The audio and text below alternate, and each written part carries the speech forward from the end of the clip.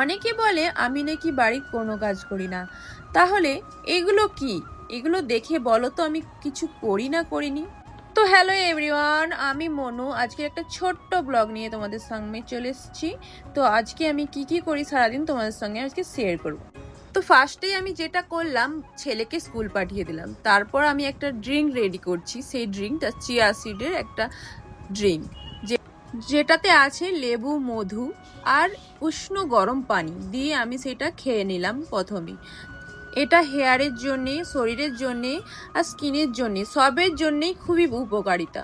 এরপর যেটা ভীষণ উপকার ছেলে মেয়ে উভয়ের জন্যেই, সেটা হলো একটু এক্সারসাইজের পরে একটা ড্রিঙ্ক খেয়ে নিলাম, যেটা আমাদের শরীরকে একটু স্ট্রং বানাবে। এটা খেয়ে এটা কি যদি জানতে চাও আমাকে কমেন্ট করবে, জুস বলে আমি বলে দেবো কি আছে। আর তারপর আমি করে নিলাম ব্রেকফাস্টে কি আছে দেখো, হেলদি ব্রেকফাস্ট একটা নিয়ে নিলাম। এটা আমার আমি প্রায়ই করে থাকি। তো তারপর আমি চলে গেলাম কিচেনের দিকে। রান্না বান্না তো করতে হবে, এবার খেতে তো হবে। তো রান্না আমার কমপ্লিট।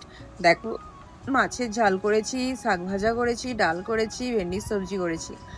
আর তারপর যেটা বিকেলে আমার কাজ, একটু ফ্রুটস খাওয়ার। ফ্রুটস খেতে খেতে হঠাৎ করে একটা ফোন এলো, পার্সেল একটা এসছে। হঠাৎ করে আমি কি পার্সেল এলো, অনেক কিছু অর্ডার দেওয়া আছে, তার মধ্যে একটা এসছে পার্সেল। তো যেটা হলো নাইটির পার্সেল, যেটা আমি একটা পেজ থেকে নিয়েছি।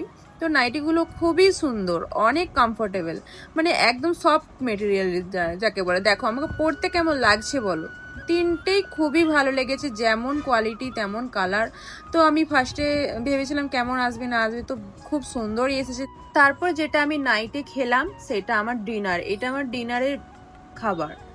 অনেকেই আমাকে জিজ্ঞাসা করে যে তুমি কি খাও। আমি এসব খেয়েই থাকি। হ্যাঁ, হেলদি ফুডস, এগুলো হেলদি, মানে ভেজিটেবলস আর এসব হেলদি খাবার খেয়েই আমি থাকি। আর অয়েল যতটা কম। দেখো আজকে কি বানালাম তোমরা দেখে বলো। এটা কে কে খেয়ে থাকতে পারবে নাইটে, কারণ সবাই তো ভাত মুড়ি খায়, আমি তো ভাত মুড়ি খাই না। তো এইটা কেমন হয়েছে তোমরা বলো, দেখেও বলো। আর আর হয়েছে কেমন। তারপরে আমি এটা খাই রাত্রে ডিনারে। এটা খেয়ে আমার পেট ভর্তি হয়ে যায়। এটা না খেলে আমার বডি ফিটনেস ঠিক থাকবে না। আমি বডিকে ঠিক রাখি এরকমই। অনেকে বলে যে তুমি বডি এরকম কি করে। আমি আগে অনেকটাই মোটা ছিলাম, তো হঠাৎ করে নয়, প্রায় 3-4 মাস আমি কষ্ট করে আমি এরকম করে রোগা হয়েছি, ঠিক আছে। তো লোকে ভাবে যে আমি কি করে রোগা হলাম। তো এই রকম খাবার খাও, হেলদি ফ্রুটস খাও, হেলদি শাকসবজি ভেজিটেবলস খাও, দেখবে তুমি অটোমেটিক রোগা হয়ে যাবে। তারপরে একটু এক্সারসাইজ করতেই হবে। তো ভীষণই ইয়াম্মি হয়েছিল খেতে। হ্যাঁ, তো তোমরা দেখেই বুঝতে পারো। তো দেখো তো, দেখতেই কতটা লোভনীয় হয়েছে আর খেতে কতটা টেস্টি হয়েছে ভাবো। তো এইরকম প্রতিদিন আমি অন্য অন্য রান্না করবো, তোমাদের দেখাতে থাকবো। আর এরকম ব্লগ আমি কন্টিনিউ করবো। টাটা।